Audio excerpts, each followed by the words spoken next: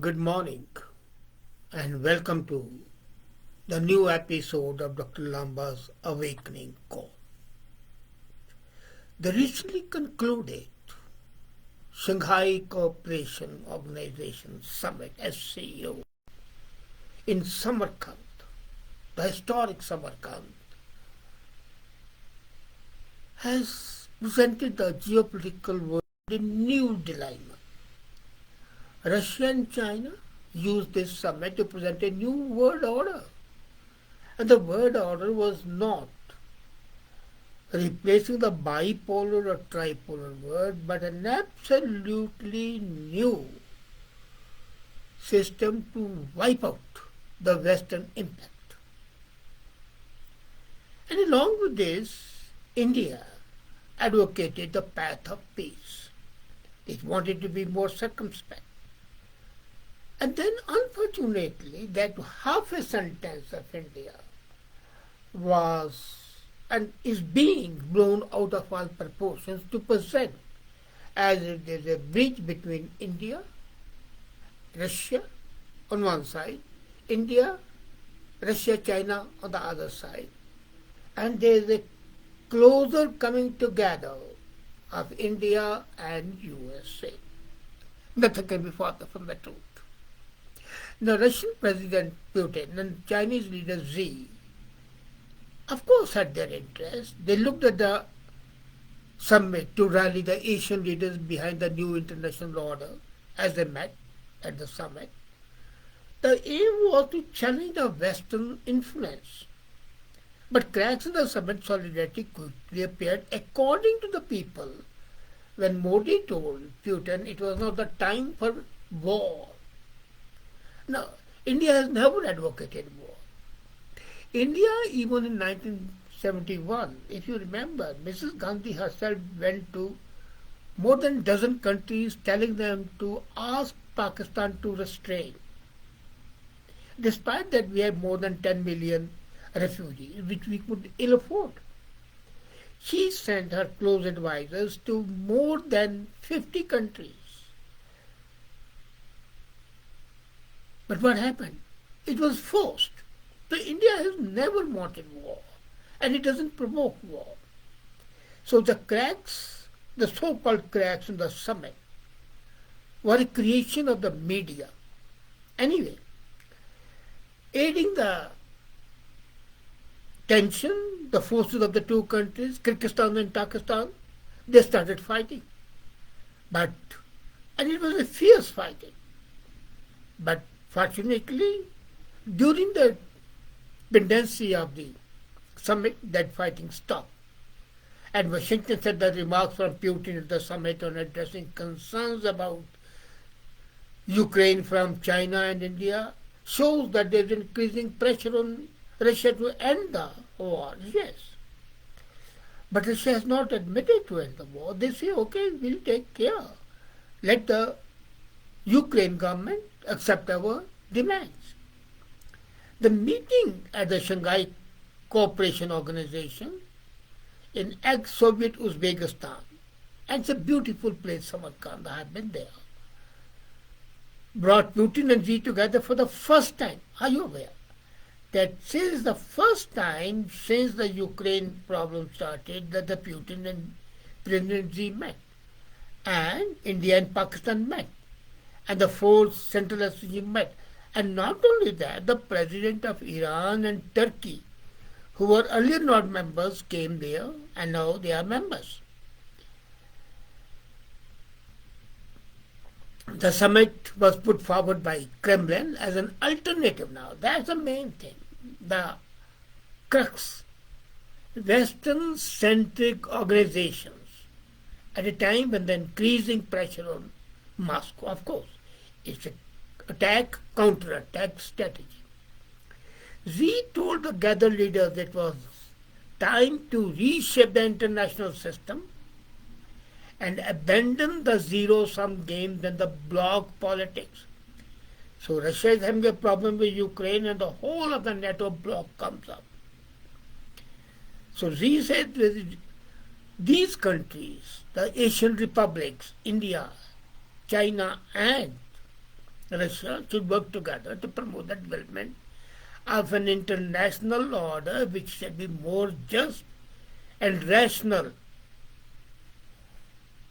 And Putin called it new centers of power. Of course, nobody can deny that India is a new center of power. And he hailed Putin these new centers of power which have increasing influence outside the West. And he slammed the instruments of protection, illegal sanctions, and economic selfishness. Of course, there's selfishness. You impose sanctions, tell India you can't buy oil from Russia, but we'll buy energy from Russia. What nonsense. So Mr. Jaishankar was very correct that what's sauce for the goose is sauce for the gander.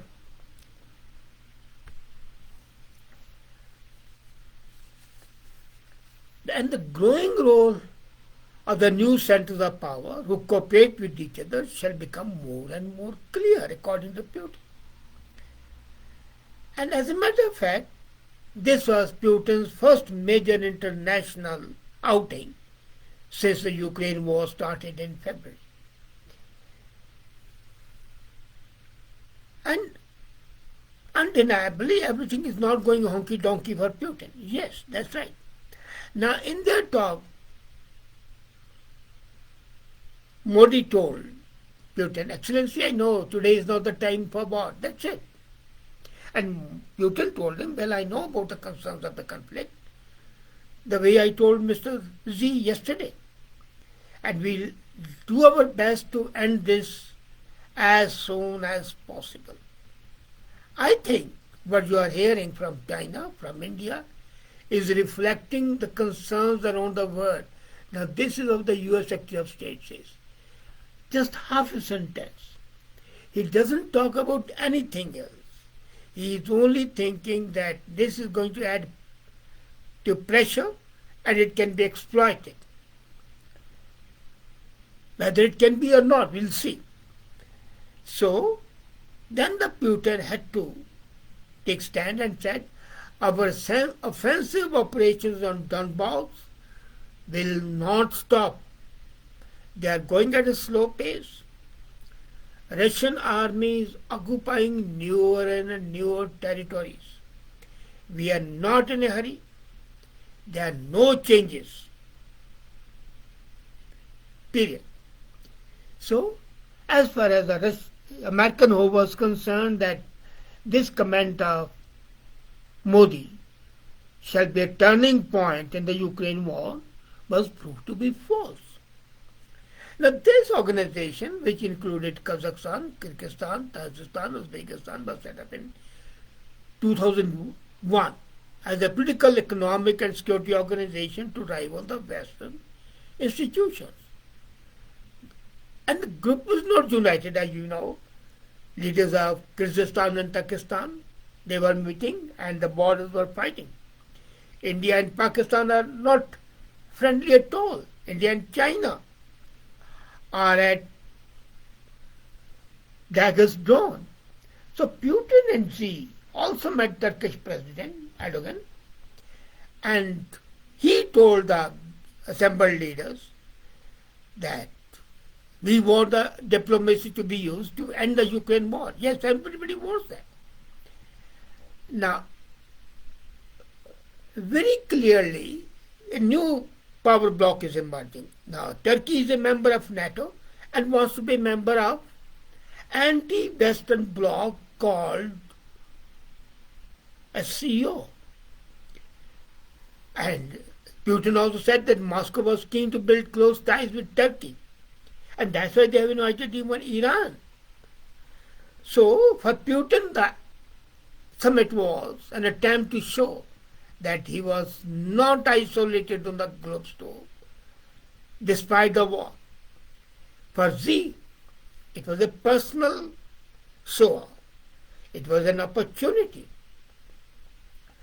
to buttress his credentials as a global statesman, because in October there is going to be the pivotal Congress of the CPC, and is expected to secure an unprecedented third term as president.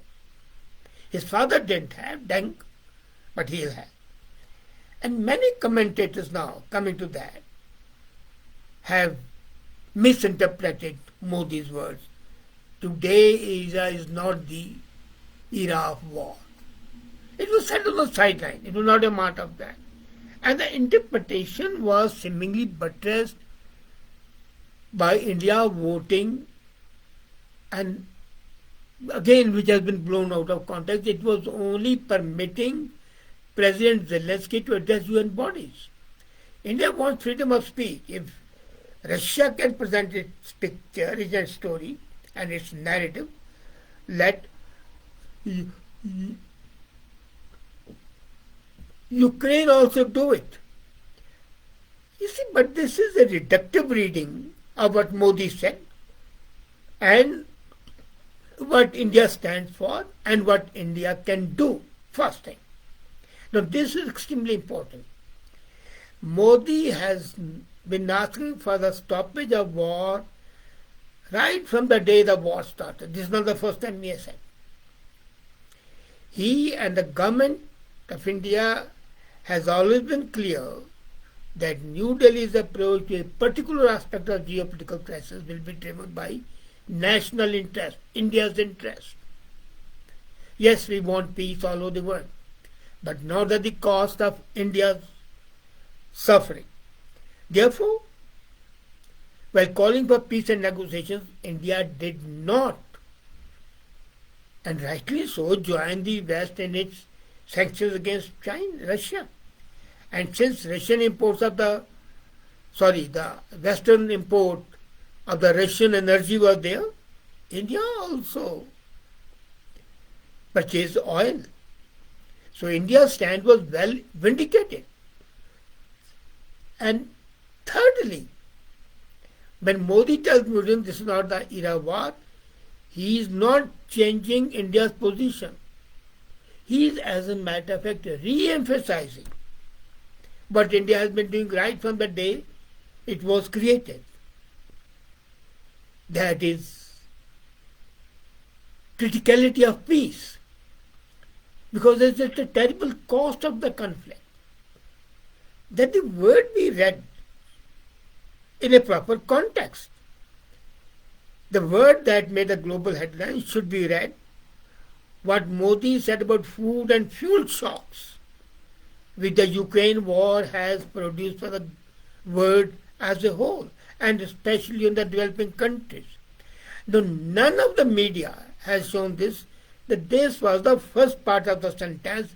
The second was, this is not the era of war, but a peace so that people over the world do not suffer from the shortage of food and shortage of fuel. So, cutting a reductive sentence, cutting a sentence into two to misinterpret, that's a habit of the biased media. And the Western media has done it. Now, the larger point which emerges when I say Putin's Z for the world order, what does India do? Whether India can play a larger role as a peace advocate. And this is in the sense that its advocacy will be one of the critical diplomatic factors when a conflict breaks out. You remember when Congo war started, Congo and Katanga. India, the first country to support Lumumba, and also offered to send the first contingent of peace to UN forces in Congo. So there are reasons to believe that India's ability to wage peace would become stronger by this action. In global real politics, it's economy which matters. And India already is fifth as far as the economic power is concerned, and it shall be the fourth largest economy in 2027 and the third largest economy in 2029. So its spectacular growth, as per the current research and the data, shows that it is having economic heft. To this economic size an advantage of India's record of 75 years of not attacking any country as a non-aggressor. A big country with a big economy, which is essentially peaceful, is a powerful peace advocate. And that is a scenario India is trying to create. And in Modi, whose national mandate is the largest in the world, and that gives him a political power in the world. People understand that if the Indian population in such a large number supports him, then he is not to be taken lightly and his words matter, despite whatever the opposition might say. And India has a PM who effectively leverages the country's strength. And the peace principle has been a long historical pedigree in India. It's a part of India's civilizational ethos. It was Gandhi at champion in the 20th century, influencing people like Mandela and others. And I foresee 21st century will once again witness India's emergence as an influential peace advocate. And this summit has clearly shown that India as a global peace advocate and an authority for war shall be listened to with care and caution. Even the misinterpretation or reduction of Modi's comments shows that the West considers that what Modi says is important and it is not to be taken lightly. So the signs are the summit, while it shows the desire of Putin and Xi for a new world order, also shows that the new arbiter in case of conflict is going to be India. It is going to be one country's UNO to decide the peace process. And that's a credit which goes to India.